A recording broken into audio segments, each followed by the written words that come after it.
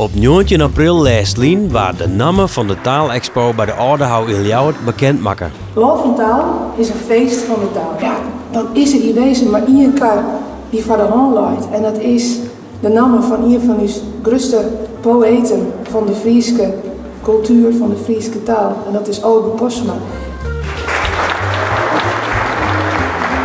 Obe zal het gebouw dus hieten. En het wordt bouwd door het grootste bouwbedrijf Lont. Gezuchtere strielen. Maar wat is het correct? Een taalexpo op het Ouderhoutse Tjerkhouw. Precies aan de orenkant van waar wij nou staan, bij de Griene Streek in de buurt.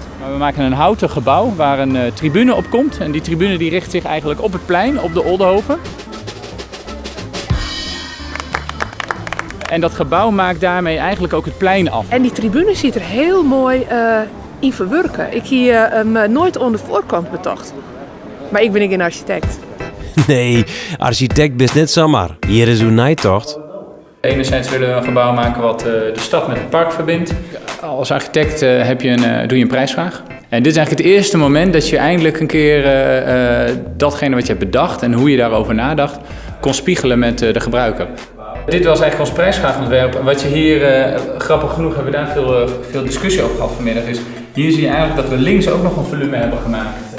Het belangrijkste is toch dat we mensen, zeg maar, die komen van de merkhouw, maar de blomkool en de komkommer onder de jerm, die komen in dat gebouw en worden op eens meegenomen in een orenvraat. En hoe kan je nou in dit gebouw mensen in één keer uit hun dijstige leven meenemen dat ze denken verrekte, daar wil ik ook niet denken. Een hele put. Komt dit wel klaar voor 2018? De deadline is absoluut 31 december 2020. Dan staat dat ding er. Punt.